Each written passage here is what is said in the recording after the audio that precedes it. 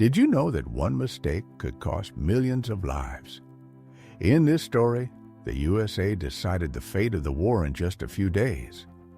If you're interested in the truth about World War II, subscribe and hit the like button. There are many shocking facts ahead. March 3rd, 1943. Dawn was unfurling over Port Moresby, New Guinea. Major Edward Larner's hands did not tremble as they gripped the control column of his B-25 Mitchell. He monitored his fuel gauges while the twin Wright cyclones beneath him drummed their steady elemental rhythm. Through the scratched plexiglass of the cockpit, he watched the morning coalesce. 11 more B-25s arraying themselves behind his aircraft, propeller blades tracing silver discs in the tropical light. Imagine for a moment the view from the bridge of the Japanese convoy steaming through the Bismarck Sea. What they could not possibly guess was that within a quarter of an hour, a single idea would rend the assumptions of naval combat. What followed was not a refinement of orthodox bombing doctrine, but the birth of a new grammar of destruction, one written not in thousands of feet of altitude, but in the language of feet above the waves. 200 feet. That was the chosen measure, the altitude at which Lana and his squadron would fling themselves at the enemy, skimming the sea at between 200 and 250 miles per hour. Close enough to taste the salt, close enough to read the faces on the decks below before their bombs performed a grotesque mimicry of pebbles skipping across a pond. The Japanese, having sailed from Rabaul under the shield of 8 destroyers and dozens of Zero fighters, believed their convoy safe. They were about to learn that the rules of engagement had been altered forever.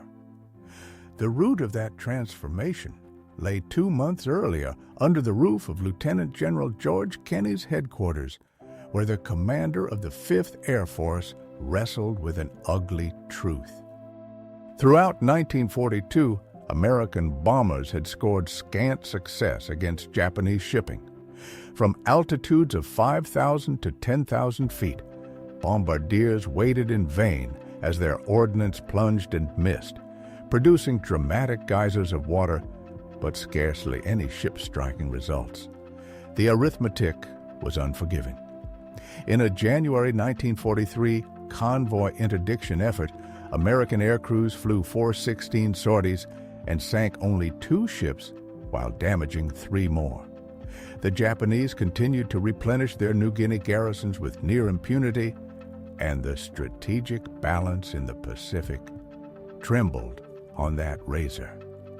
Kenney was by temperament a man who solved problems. A First World War fighter veteran and a thinker willing to court the unorthodox, he recognized the fatal weakness in prevailing doctrine. Ships could simply maneuver out of the way. A bomb falling from 10,000 feet took time, nearly a minute, and in that span a captain could alter course, present a smaller target, or thread his vessel between falling steel. The arithmetic of reaction defeated the arithmetic of free fall. The only remedy was to make the time for reaction vanish, to bring the bomber so low that shipboard crews would find no second to spare, yet to recommend attack runs mere hundreds of feet above heavily armed warships was to violate every maxim of bomber survival. At such range, anti-aircraft batteries enjoyed clear, brutal fields of fire.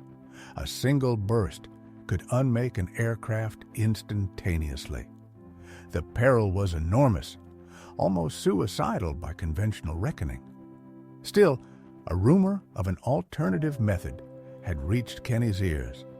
Major William Benn of the 63rd Bombardment Squadron had, on the nights of October 22nd to 23rd, 1942, at Rabaul, employed a form of skip bombing that had yielded tangible success, releasing bombs so they would bounce along the sea's surface and strike ships as if flicked by a colossal hand. The notion was disarmingly simple.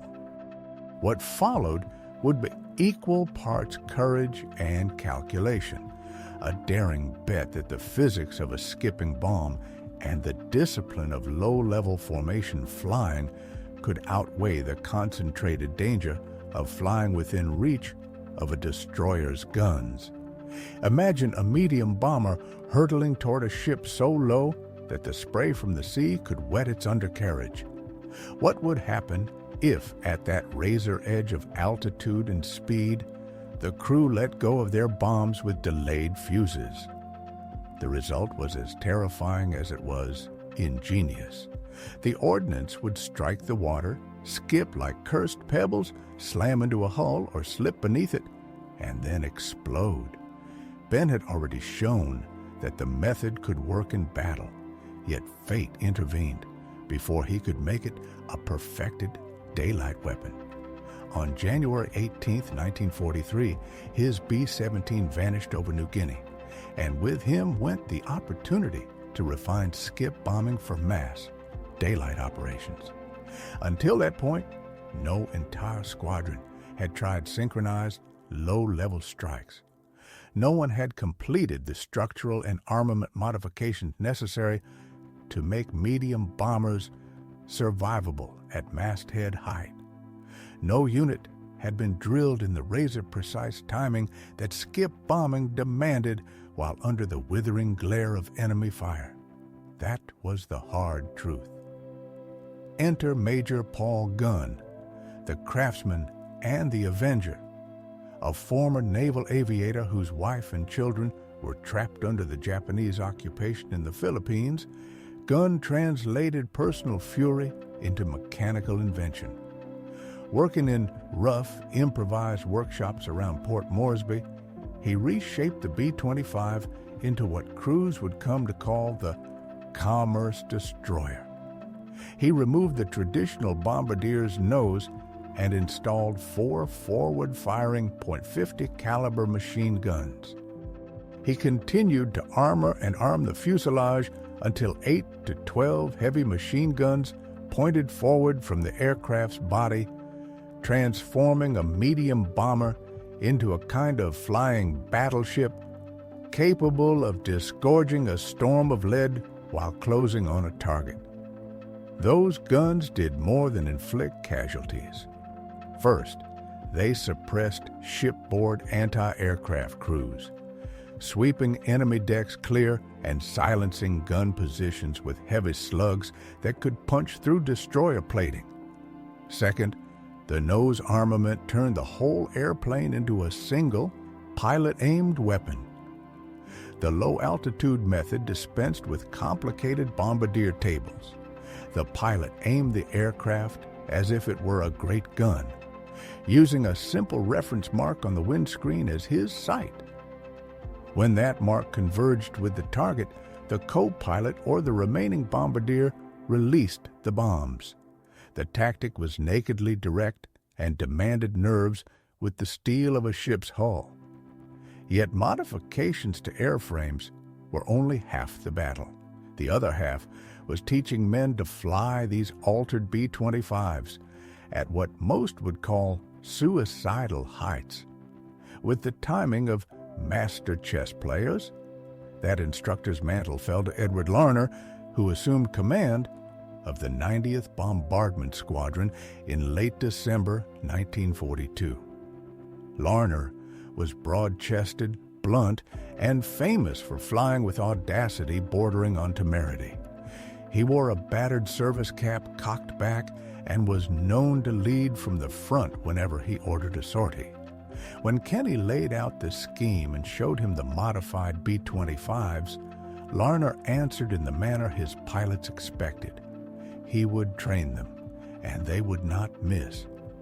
Training began in January 1943 against the silent witness of the SS Pruth, a British steamer that had lain wrecked on Natiara Reef since December 31, 1923. For weeks, the B-25 crews dove to 200 feet over Port Moresby Harbor and hurled practice bombs at the rusting hulk. Each pilot ran through 30 to 40 drops, learning to trust a windscreen mark rather than a bomb sight. When one crew misjudged and struck the wreck's mast, the resulting crash killed all aboard. The squadron gathered for the funeral and the next day went back to practicing. Larner pushed his men without mercy because he grasped the stakes. Japan was tightening its grip on New Guinea, erecting airfields that soon could threaten Australia itself. American and Australian soldiers clawed through a merciless jungle war against an enemy that refused to bow. Every convoy that reached New Guinea meant more troops, ammunition, and supplies, more lives the Allies would have to spend to retake ground. If the Allies were to blunt that flow, the convoys had to be sunk at sea. By late February 1943, the 901st Squadron was declared ready. Lanner reported to Kenny that his crews were a cocky lot who would not miss. Within days, destiny offered them the test. On the night of February 28, 1943, a Japanese convoy slipped out of Rabaul. Allied code breakers had decrypted messages revealing the convoy's intended destination and approximate arrival: Lae, New Guinea. 8 transports carried 6,900 troops, desperately needed reinforcements, and they steamed under the protection of 8 destroyers, warships bristling with anti-aircraft guns and manned by seasoned crews. The Japanese planners believed they had chosen a safe route hugging the northern coast of New Britain to take advantage of storm fronts at the cover of clouds. Picture a convoy whose planners believed they had thought of everything: seasoned captains versed in convoy defense, a timetable arranged to minimize exposure to enemy air power, routes selected for safety. And yet, who is the architect of surprise but the watcher unseen? Allied reconnaissance eyes followed the ships from the instant they slipped away from Rabaul. On the afternoon of March 1st, a B-24 Liberator on patrol pierced a break in the clouds about 3 o'clock and found the convoy. The crew radioed back the coordinates and the course. At 5th Air Force Headquarters, that single message set into motion a plan long rehearsed in thought and paper. Kenny gathered the tools of his gambit. Heavy B-17 Flying Fortresses would strike first from medium altitude, their job to scatter and force evasive maneuvers. Then, the hammer blow. Modified B-25s from the 91st Bombardment Squadron, 20 Havocs from the 89th Attack Squadron, Australian bow fighters bristling with cannon and machine guns, all were to descend to masthead height in coordinated waves designed to swamp the convoy's defenses. For the Japanese, this would be the first time they faced the full concentrated wrath of low-altitude attack on such a scale. March the 2nd dawned in frustration. The weather cloaked the ships for most of the day. B-17 sent to strike found nothing but cloud and emptiness below. But patience, allied to persistence, can be a cruel partner to luck. By evening, the skies began to clear. On the morning of March 3rd, reconnaissance crews re-established contact. The convoy steamed through the Bismarck Sea toward New Guinea, sitting roughly 50 miles southeast of Finschhafen, precisely where Allied planners had expected to trap it. Kenny issued the order: all units, attack. The battle was about to be joined. Lanner called his squadron commanders together for the final briefing. The design was simple in principle and fiendish in practice. Multiple aircraft types would strike from differing altitudes at the same moment, sowing confusion and fracturing the convoy's defensive fire. B-17s would pound from 5,000 on to 7,000 feet. Both fighters would hug the waves and strafe at almost sea level. The B-25s were to come in behind at 200 feet. their forward-firing guns clearing the decks as they prepared to skip their bombs into the hulls. What did Lana tell his men in plain, brutal language? Find your target. Come in fast and low. Use your guns to clear the decks. Skip your bombs into the hull. Get out fast. Formation tactics were honed to a razor. Elements of 3 or 4 aircraft would attack together, wingmen laying down covering fire while lead ships concentrated on bombing. They would run the beam, flying parallel to a transport's length to present the broadest possible profile and to give their bombs the optimum angle for skipping into a hull. Timing, of course, was everything.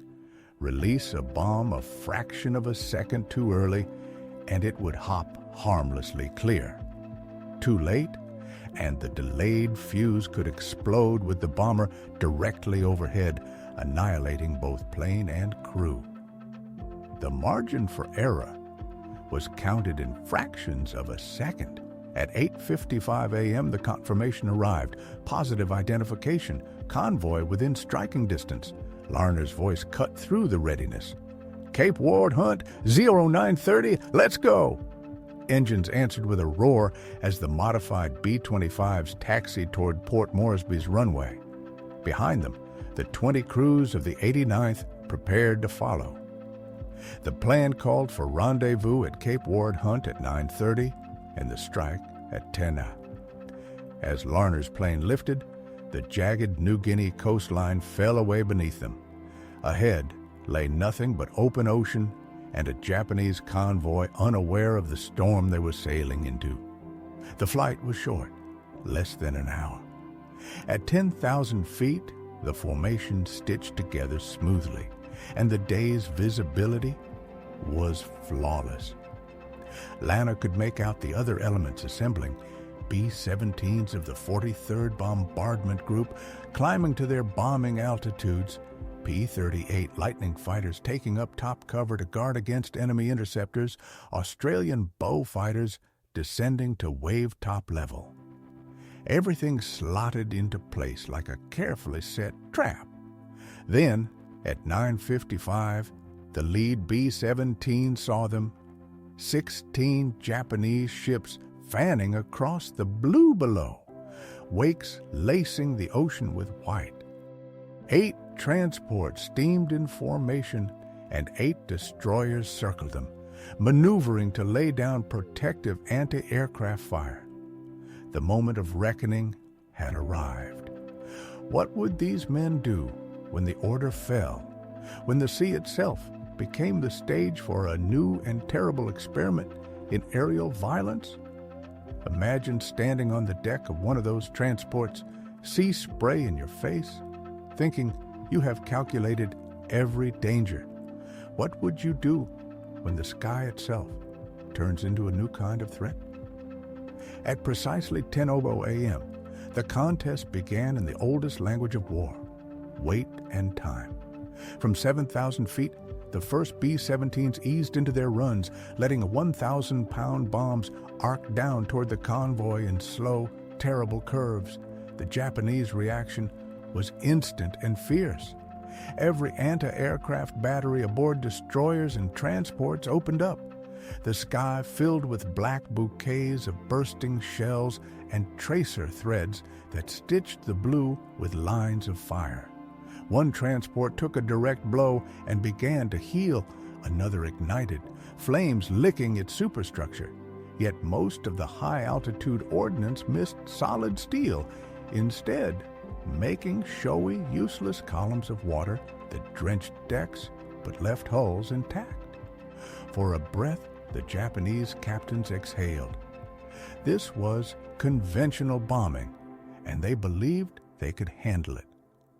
Then the bow fighters came like a shock of hornets.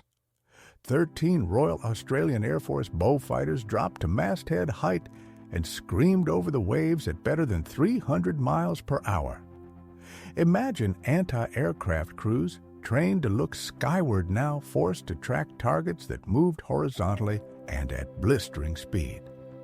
Before those gunners could recalibrate, the Australians had already struck. 20-millimeter shells ripped into destroyer superstructures. Machine gun fire swept the transport's decks. The heavy cannons punched through armored positions. Men on deck scrambled for any shelter. The bullfighters' brief, brutal harassment achieved its intent in minutes. The convoy's defensive order dissolved. Destroyers, convinced they faced torpedo attack, swung bow on to present smaller targets, exactly the orthodox tactic against torpedoes. But in doing so, they exposed the transports they had been protecting. Into that newly opened chaos came Edward Larner and his B-25s. Approaching from the southeast at 2,000 feet, Larner and his flight took the altitude that would let them choose targets and set up their runs. Through his windscreen, the scene below looked like a violent model, ships scattering, plumes of smoke where B-17s had struck, men scrambling in decks, gone suddenly unsafe. He picked a large destroyer as his aim and pushed the nose over into a controlled dive. At 200 feet, he flattened out and shoved the throttles forward. The B-25 surged to about 225 miles per hour, the ocean a hard rushing plain of silver just beneath the wheels. His 3 wingmen fell in, each spacing to engage a different vessel. Larner brought the aircraft to battle readiness. At roughly 1,200 yards, he opened up 8 .50 caliber machine guns in his nose, belching streams of half-inch lead toward the destroyer. The effect was immediate and merciless. Sailors on deck were struck down. Gun positions detonated in cascades of sparks as armor-piercing rounds punched through steel, and the destroyer's bridge windows shattered. Chaos unreeled on the enemy ship as crews tried to man guns while being cut to pieces by the American fire. Steady at the stick, Larner watched a simple reference mark on his windscreen crawl toward the destroyer's waterline.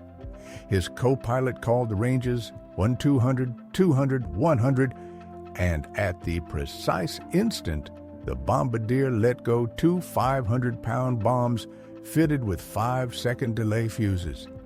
The ordnance kissed the sea. The fuses held, so there was no detonation on contact.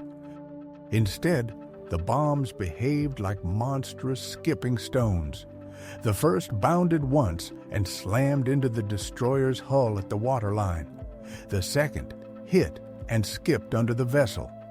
Larner yanked back on the column, and the B-25 thundered over the destroyer's mast with mere feet to spare.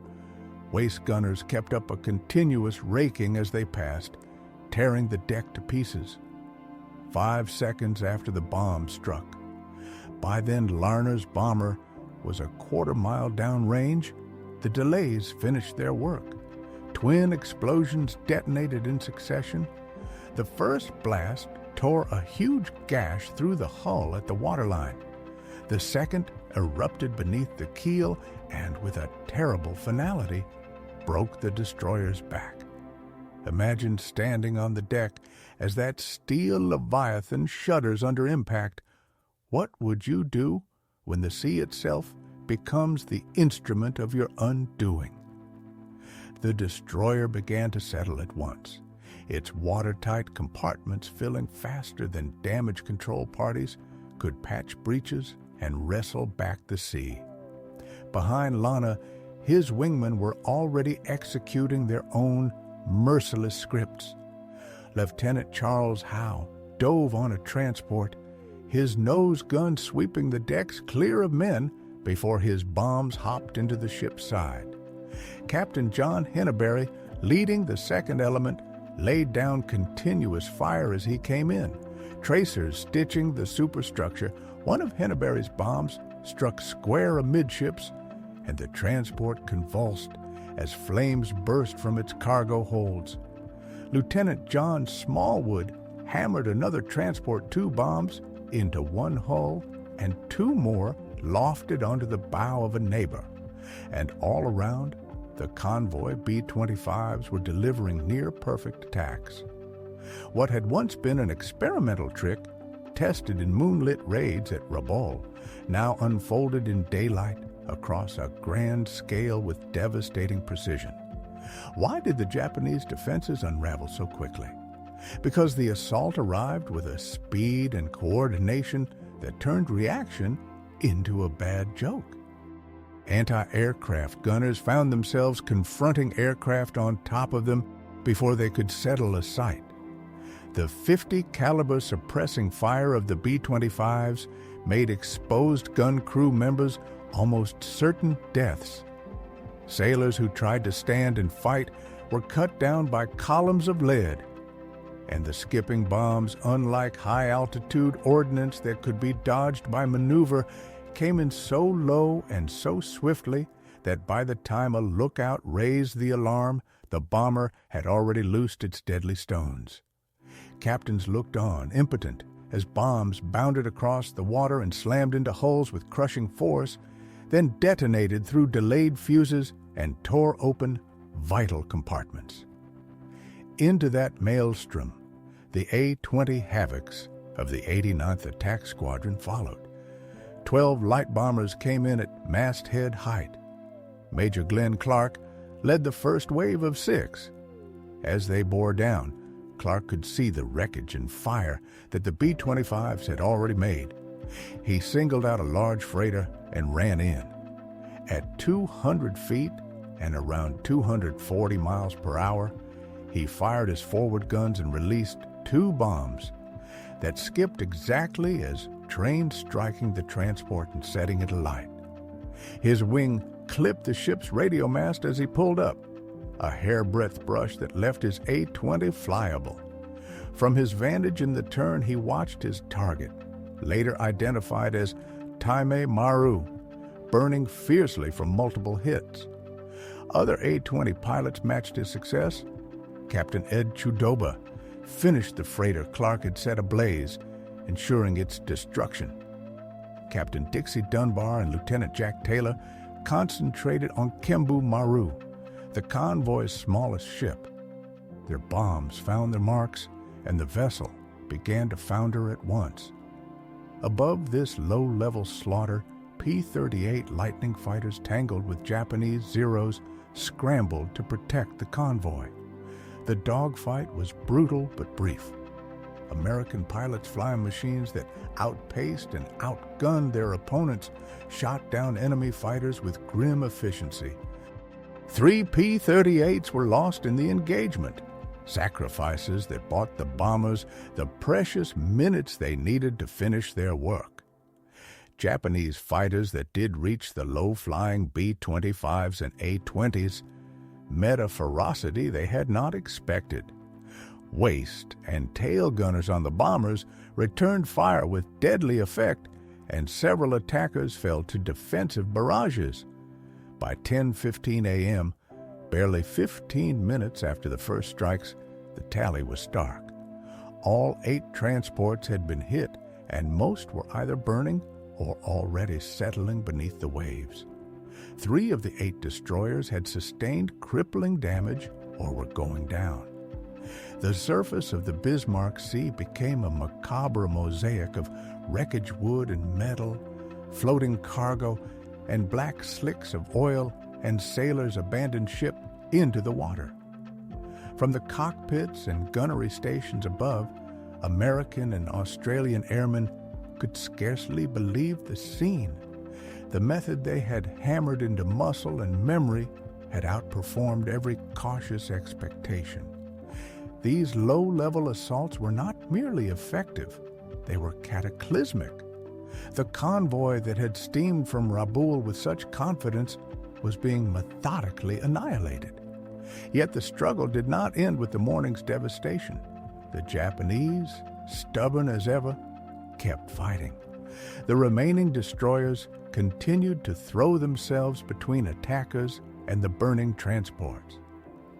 Allied aircraft returned that afternoon to complete the grim task. The second wave replayed the morning's pattern. B-17s from altitude pounding B-25s and A-20s executing precision masthead runs.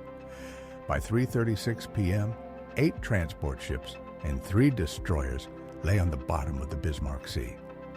The destroyer Tokitsukaze, badly crippled, drifted through the night and finally foundered at sundown on March 4th. Only 4 destroyers managed to slip away: Shikinami, Asagumo, Yukikaze, and Urinami. And even these had borne the scars of battle. The human cost of the engagement was staggering. Imagine the sea strewn with wreckage and men clinging to wood and canvas. What would you feel watching from a plane above, knowing how small a life preserver might be against a cold ocean and an unrelenting war? Of the 6,900 Japanese troops who had sailed from Rabaul toward Leh, only about 1,200 reached shore. Another 2,700 were plucked from the water by destroyers and submarines and returned to Rabaul, but most arrived stripped of the weapons and equipment. Approximately 290 Japanese soldiers and sailors went down with their ships or drowned in the oil-slicked waters of the Bismarck Sea. For the Allies, the tally read almost incredulously light. 13 American and Australian aircrew were killed, 10 in combat and 3 in an accident. 8 airmen were wounded, 4 aircraft were lost in combat. 1 B-17 and 3 P-38s, 1 B-25 and 1 Baufighter crashed in accidents. Against 12 Japanese ships sunk and thousands of enemy troops killed, the exchange rate seemed almost unreal. But victory carries its own shadow. In the days after the battle, controversy arose, and it would weigh on many participants for the rest of their lives. On March 4th, Allied aircraft and PT boats prowled the water where the convoy had been shattered, searching for survivors. The orders they carried were stark and brutal: strafe the lifeboats, machine gun the rafts, prevent Japanese soldiers from reaching the shore where they might be rearmed and returned to the fight. The logic was cold and tactical. Every soldier who made it to New Guinea would have to be faced later in savage jungle combat by American or Australian infantry. Better, commanders argued, to finish them in the water than to meet them again on land. How does one reconcile necessity and conscience when the enemy is already a nightmare of atrocity and ruthlessness? Pilots testified to seeing rafts with as many as 200 survivors and being ordered to attack until there were no survivors left. PT boats machine-gunned men in the water through the night. American commanders defended the orders by pointing to Japanese wartime atrocities and to immediate tactical necessity. During the battle, Japanese Zero fighters had strafed airmen who had bailed out of a crippled B-17 called Double Trouble, shooting them while they hung in parachutes. Soldiers fighting in New Guinea had reported bayonet practice on prisoners, acts of cannibalism, and a refusal by many Japanese to surrender even when facing certain death. In the hard arithmetic of the Pacific War, mercy often seemed like an unaffordable luxury. Yet the men who carried out attacks on survivors were haunted. Many wrestled with memories for decades. They understood the reasoning. They had heard the stories. They felt the pressure of tactical necessity. But firing on helpless men in the water violated a deep, elemental code of warfare and left scars that did not heal easily. General Douglas MacArthur called the Battle of the Bismarck Sea the decisive aerial engagement of the war in the Southwest Pacific. He was not wrong. The action demonstrated in stark terms that land-based aircraft could annihilate naval convoys without reliance on surface ships or carriers. It proved that low-altitude bombing, far from being a desperate gamble, was a practicable and deadly tactic that could be taught and refined. Most importantly, it closed the sea lanes to New Guinea. After the Ley convoy's destruction, Japanese commanders never again tried to reinforce their New Guinea garrisons by ship. The island's Japanese forces were effectively isolated, and their eventual defeat became inevitable. For Edward Larner, the man who organized and led the attacks, the victory at the Bismarck Sea was the apex of his military life.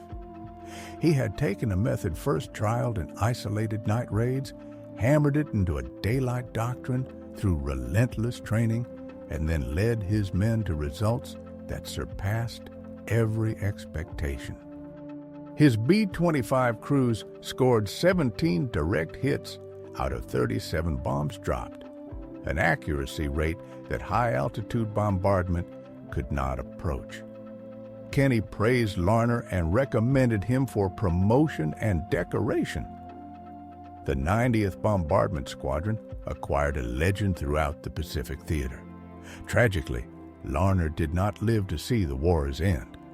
On April 30th, 1943, less than 2 months after his triumph at the Bismarck Sea, he was killed in a flying accident while coming in to land at Dobodura Airfield. He performed his trademark maneuver, diving toward the runway and pulling up sharply at the last moment.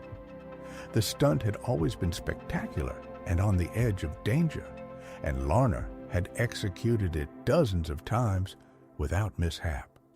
This time, the circumstances were different. His B-25 was heavily laden with fuel, 8 passengers, baggage, tools, and 2,000 pounds of bombs. When he pulled back on the control column at the bottom of the dive, the overloaded bomber stalled. It went into a flat spin, crashed, and exploded on the ground.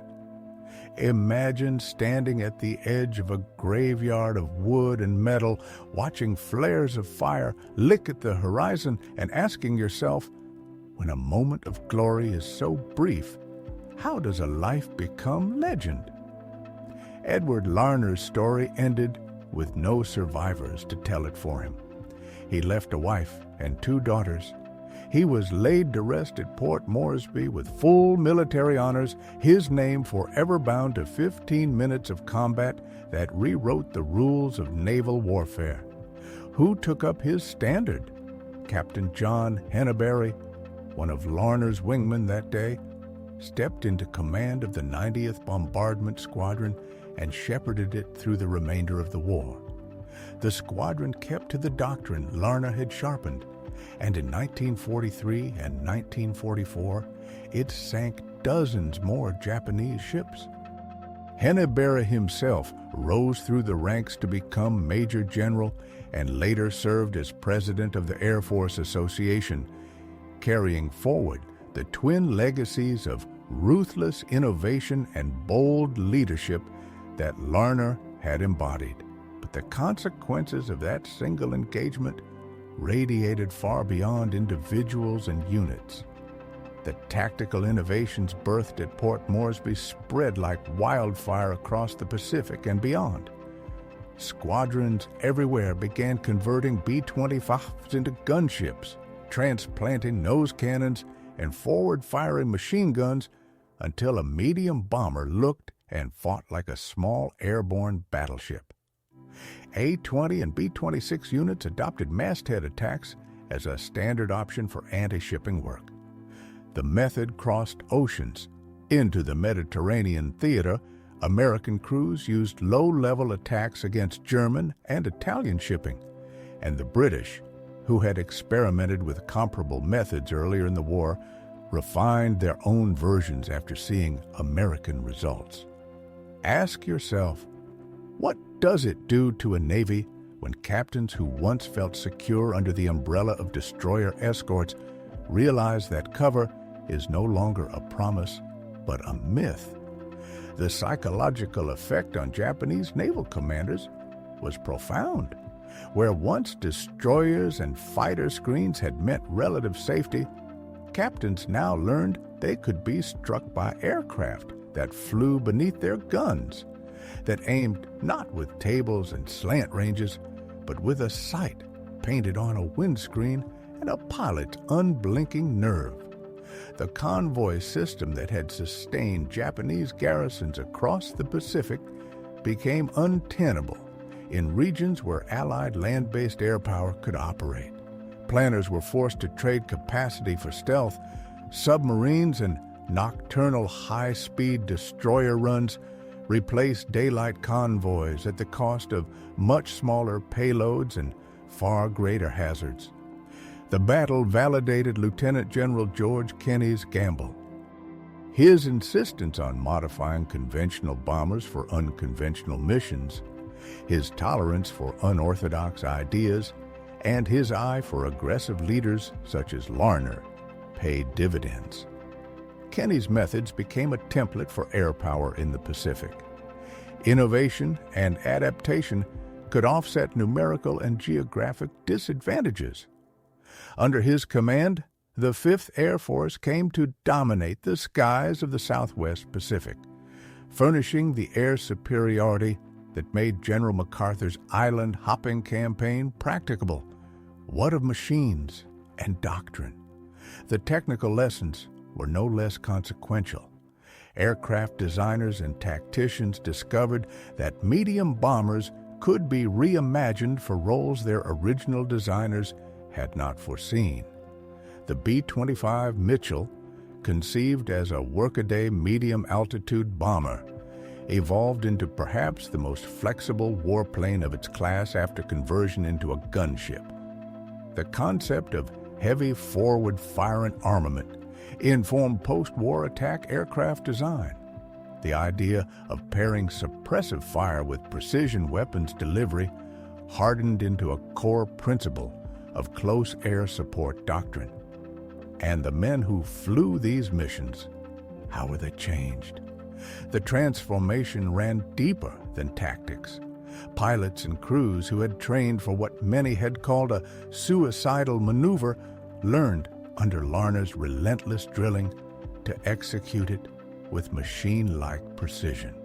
They stared down anti-aircraft fire at point-blank range. They released ordnance with timing measured in heartbeats. They returned from sorties that left no room for error. The shock of success rewired doubts into conviction. Skeptics became advocates. Crews once hesitant about attacking warships at 200 feet soon clamored for more missions. The 90th Squadron forged an esprit de corps that made it among the most feared and effective units in the Pacific theater. Numbers, cold as they are, tell part of the story. The B-17s operating from 5,000 to 7,000 feet registered a hit rate of roughly 3%, a figure consistent with peacetime ballistics, but woefully inadequate against nimble, alert ships. The low-level B-25s and A-20s, operating around 200 feet, posted hit rates exceeding 50%. Some crews reportedly struck with every bomb they dropped. How did such a gulf arise? Several factors combined. Drastically reduced fall time meant targets had almost no interval in which to alter course. A horizontal near-surface trajectory simplified the geometry of aiming compared with steep vertical drops. Suppressive forward fire degraded enemy crews' ability to man weapons. And the raw psychological effect of aircraft screaming across a ship's deck at masthead height shattered coordination and resolve. Those triumphs did not come without hard technical problem-solving. Bombs required delayed fuses that would survive the violent impact with water without detonating, yet would detonate soon enough to punish or destroy the target. Designers had to balance fuse delay so it was long enough for an aircraft to clear the blast radius, but short enough to ensure the weapon exploded against or under the hull. Engineers, ordnance officers, and air crews iterated on materials, timing, and tactics until a precarious physics of skipping ordnance became a reliable calculus of destruction. So, what are we left with when we pull back from aisles of trophies and medals and count the lessons carved in oil and iron? The Battle of the Bismarck Sea did more than sink ships. It altered how air and sea could fight one another. It forced navies to rethink convoy doctrine. It pushed aircraft design into new directions, and it transmuted a high-risk improvisation into a doctrine that would shape operations across theaters. Above all, it left imprints on the men who lived through it, on their skill, their convictions, and, in some cases, on their consciences.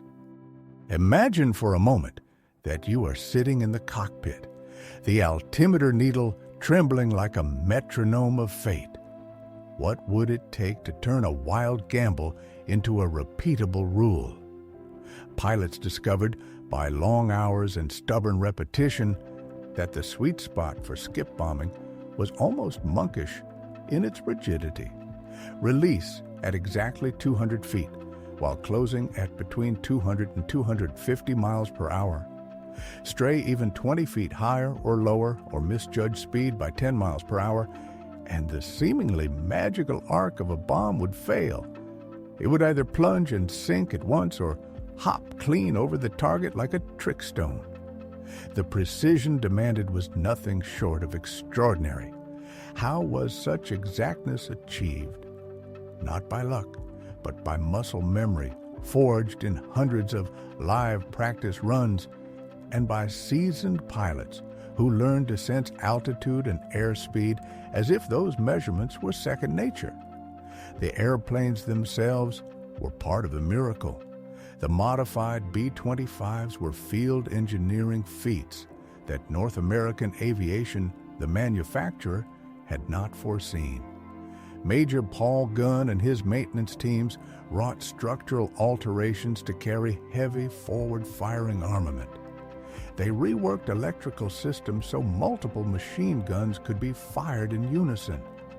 They devised stowage and feeding solutions to hold thousands of rounds of .50 caliber ammunition. All of this was cobbled together in primitive workshops with scant tooling and even less spare time. Picture the ground crews, many of them on 18-hour shifts, cannibalizing wrecks for parts, fashioning brackets and gun mounts from scrap metal, patching wiring with whatever could be scrounged. Their days were a ledger of improvisation: fabricate, fit, test, and fly again.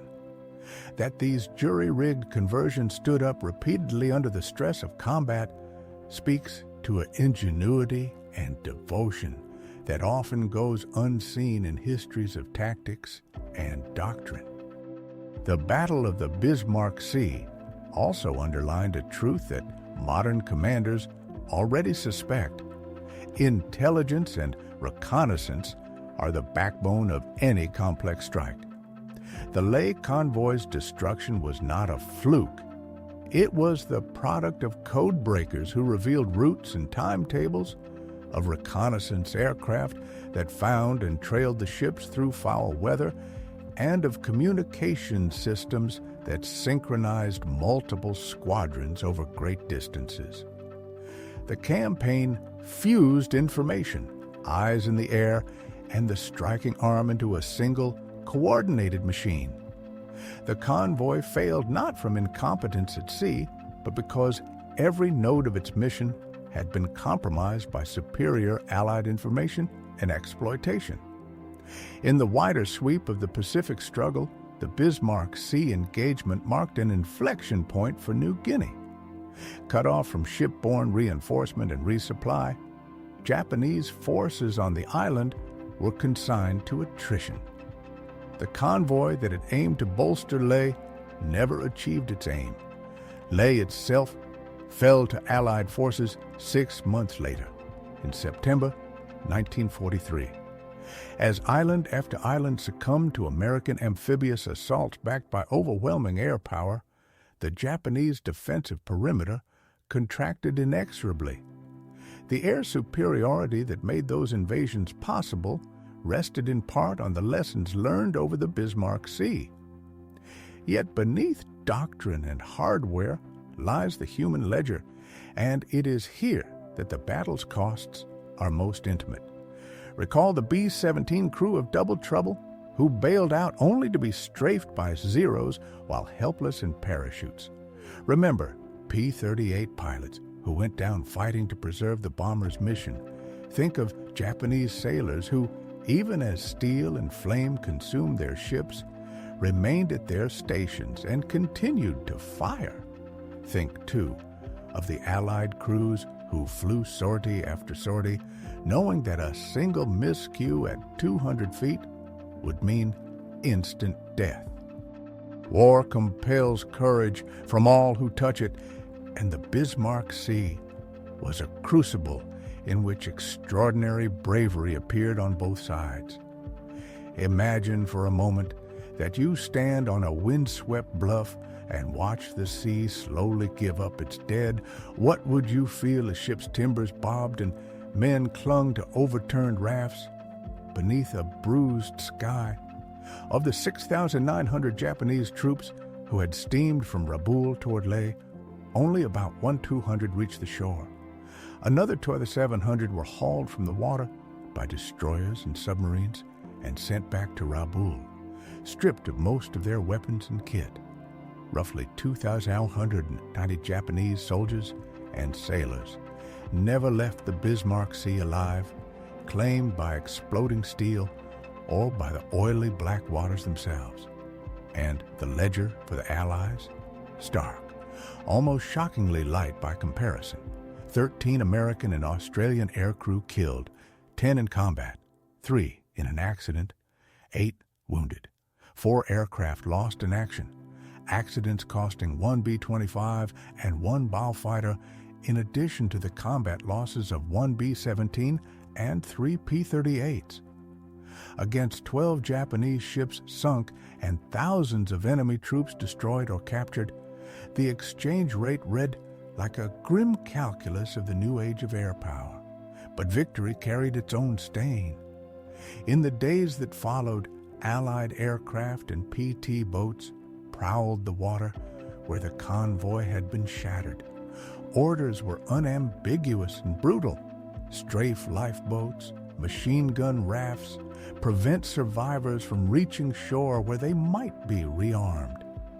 The argument offered by commanders was starkly practical. Every Japanese soldier who reached New Guinea would later have to be killed or captured by American or Australian infantry in murderous jungle fighting. Given Japanese doctrine and the notorious reluctance of many to surrender, letting survivors live meant more Allied deaths to come. Yet the execution of those orders cut deep into the consciences of some who carried them out. Pilots reported sighting rafts of 200 men and being ordered to continue firing until no one remained. PT boats swept the water through the night with bullets. For many airmen and sailors, the memory never eased. For others, duty and the hard arithmetic of total war justified the action. Which of these positions answers the moral question satisfactorily? History offers uncomfortable explanations, but no neat absolution. Context matters in understanding why such decisions were taken. During the battle, Japanese Zero fighters had strafed men parachuting from the crippled B-17 Double Trouble. Reports from the New Guinea front told of bayoneting of prisoners, of atrocities, and of an enemy bent on fighting to the last man. Those facts fueled the commander's rationale. But even in that furnace of reasoning, the sight of helpless figures under fire haunted participants for decades. Some never fully reconciled what they had done. Others remained convinced they had done what war demanded. Step back and consider why the Allies won that day. Modern military analysts point to a cluster of decisive factors, each indispensable. Tactical innovation born of pressing operational necessity, realistic, relentless training, that hardened crews for the real conditions of combat, combined arms coordination that used different aircraft in complementary roles, intelligence that provided precise targeting information, and technological adaptation that converted standard aircraft into specialized weapons. Together, these elements produced victory. Separated, none would have sufficed. The Battle of the Bismarck Sea remains a case study in how innovation, disciplined rehearsal, and the integration of intelligence and strike capabilities can defeat numerical or geographic disadvantages. What of Edward Larner's legacy in all this? His life, brief and incandescent, cast a long shadow. By embracing an unconventional tactic and driving his crews to master it, Larner helped spare countless Allied lives. Every Japanese soldier sunk at sea was one fewer waiting in the jungle to exact a price in blood. Every transport blown apart was one less shipment of guns and ammunition destined to feed the enemy's ability to kill. The technique Larner perfected became the standard for anti-shipping operations across the Pacific. In the following 2 years, thousands of Japanese vessels fell to low-altitude attacks that conventional wisdom had once called suicidal. Decades later, when veterans gathered, their voices mixed pride and wonder. They spoke of those 15 impossible minutes at masthead altitude, the roar of guns, the staccato of tracer, the heartbeat, timing of bomb releases, and admitted that many had felt as if they had flown through hell itself. Yet they returned. Their tactics were validated, their courage proven, their place in the ledger of the war assured. The strategic reverberations were immediate. After Leh, Japanese commanders ceased large-scale attempts to reinforce New Guinea by convoy. The sea lanes that had sustained their island garrisons were effectively closed where Allied land-based air power could operate. The siege of those garrisons tightened, and by September 1943, the objective the convoy had tried to support lay fell to Allied forces. Island by island, the Japanese defensive ring contracted as American amphibious operations, backed by air superiority, ate away at the perimeter. The Bismarck Sea had helped build the foundation for that air dominance, and the technical lessons? They were no less profound. The battle showed that medium bombers could be reworked into gunships, and that suppressive forward-firing fire combined with precisely timed ordnance delivery could become a doctrinal tool. The conversions and field improvisations pioneered at Port Moresby rippled through air forces and other theaters. The twin imperatives of adaptation and speed of implementation outpaced waiting for perfect designs. Finally, there is the human ledger to tally the individual acts that statistics cannot wholly capture. There was the B-17 crew of Double Trouble, shot while helpless beneath parachutes. P-38 pilots who gave their lives to protect bombers. Japanese sailors who stayed at their posts even as steel and flame consumed their ships. Allied air crews who flew mission after mission, knowing that a single miscalculation at 200 feet meant instant death. War demanded courage from every quarter, and the Bismarck Sea was a crucible in which extraordinary bravery on both sides was forged. The controversy over the attacks on survivors has never been entirely settled. Many military historians regard the decision as, in the grim calculus of the Pacific War, militarily defensible. Each enemy prevented from reaching shore likely saved Allied lives later. Yet the ethical quandary remains real. Shooting helpless men in the water contravened long-standing codes of martial honor and left moral scars that no strategic justification could fully erase. Some participants wrestled with that memory for the rest of their days. Others accepted the orders as the ugly necessity of total war. What then is the enduring lesson from that storm over the Bismarck Sea? Innovation can overturn conventional limits. Rigorous, realistic training turns gamble into tool. Combining intelligence, reconnaissance, and strike produces effects disproportionate to the sum of parts. And adapting what you have often beats waiting for what you wish. These principles, hard learned in those oil-slick waves and iron wrecks, remain relevant to every generation that plans for battle. The names of the men who fought fade with time, but the tactical truths they proved and the painful moral questions their actions raised remain as enduring as the sea itself.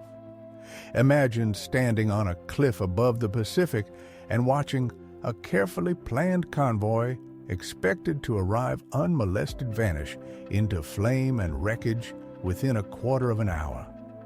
That is the stark reality of the Battle of the Bismarck Sea. A Japanese reinforcement column that should have reached Leh intact was instead annihilated by a set of tactical innovations carried out with uncanny precision. Does it surprise you that a method dismissed as almost suicidal by orthodox thinking became the engine of victory? Edward Larner and his men proved that conventional wisdom could be outflanked. They flew at altitudes that invited annihilation, released bombs with timing that left no room for error, and pulled off results that surpassed every forecast. 12 Japanese ships sank into the Bismarck Sea. Thousands of enemy soldiers perished. The sea route to New Guinea was effectively closed, and the strategic tide of the war swung irrevocably toward the Allies. All of this was achieved in 15 minutes of furious combat that distilled the power of courage, imagination, and sheer resolve. What had been forbidden doctrine became doctrine. The dangerous became routine. The implausible, a reproducible template. Larner himself did not live to see the final Allied victory in the Pacific, yet his contribution was immeasurable. The pilots who followed him down to 200 feet carried his methods forward. The tactics he honed would send hundreds more Japanese vessels to the bottom over the next 2 years, and the courage he embodied kindled the resolve of thousands of airmen who faced the same peril. Should history remember him? Unequivocally, yes. Edward Larner belongs among the innovators of warfare, those commanders and aviators who altered the battlefield through audacity and clear-eyed invention. The Battle of the Bismarck Sea was his masterpiece, and its lessons innovation married to training, bravery married to discipline, still echo decades later, urging every generation that must confront new dangers to meet them with the same mixture of daring and preparation that changed the course of March 1943.